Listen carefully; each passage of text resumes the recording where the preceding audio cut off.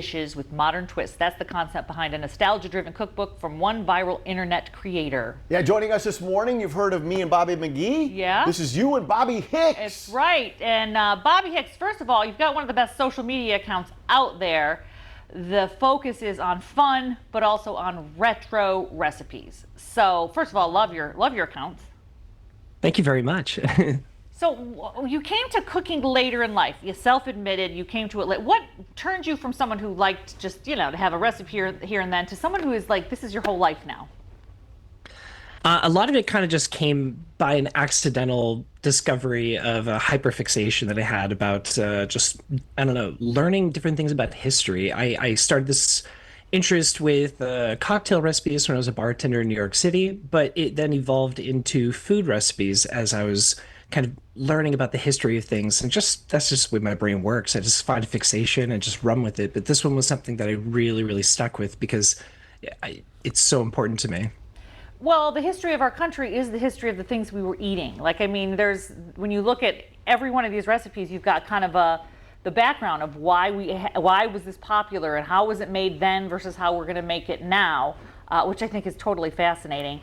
But you also have this performance experience from Gordon Ramsay. Explain a little bit. You were on his show. Explain what you learned from one of the biggest, celebrity chefs out there. There was something really interesting about being on Next Level Chef because it really made me hyper aware of just actually how much better I am in a scenario where there's fewer ingredients, where there's a bit of scarcity. When you're out there, trying to rush after and grab a couple of ingredients, you're not necessarily always going to get what you need. You have to work with what you've got. And so I actually always felt like I did pretty well in that show because, one, my brain works nicely in that kind of capacity, but also at the same time, that's just kind of my bread and butter. Most of these recipes were actually created based off of scarcity or a lack of availability around these ingredients. And so I'm pretty accustomed to it.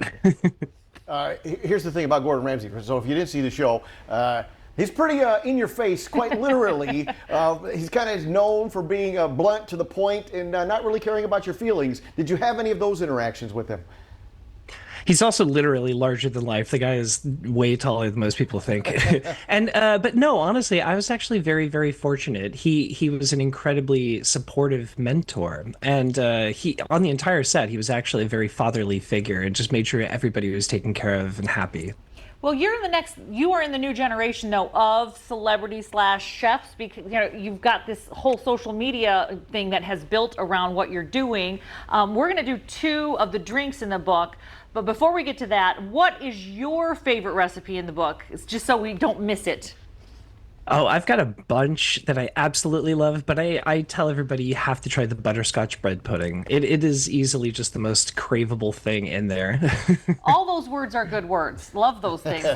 So we're going to try the cherry lime Ricky, and that was like a 1920s drink, kind of it was an alcoholic drink that was turned into something more like a Shirley Temple for Prohibition.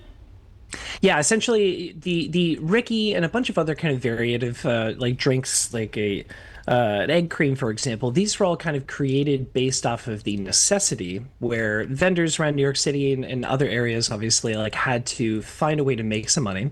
And so they created their soft drinks, based off of the kind of past impressions of actual alcoholic beverages. And so Cherry Lime Ricky is actually still to this day delicious, but it got its origins from that interesting start. It goes back to they had to make do with what they had. They didn't have the ability to have the gin in there anymore, so they made do.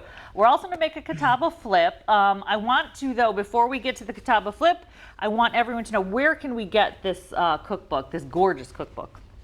Thank you.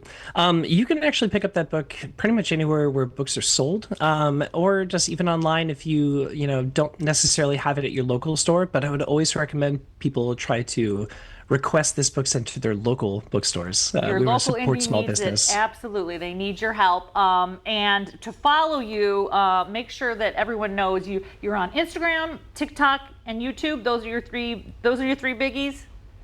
Yep, and I also have a website called retrorecipeskitchen.com. And if you happen to come to South Florida, I'm also a private chef, so I will cook for you from Palm Beach chefs. What? I know, What? right? That speaks our language right there. We're gonna do our very best with the Ricky and the Catawba flip.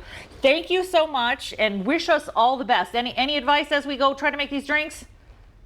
If it wiggles, skip it. Oh, That advice could Whoa. work or not work depending on the situation. Thank you so much. Appreciate your time, Bobby. And when we come back, we're gonna try to make some recipes in the book. does that mean Bobby doesn't like tequila? Wiggle it just a little bit, Bobby. It's okay. Just a little. We'll have the recipes when we come back. If your medication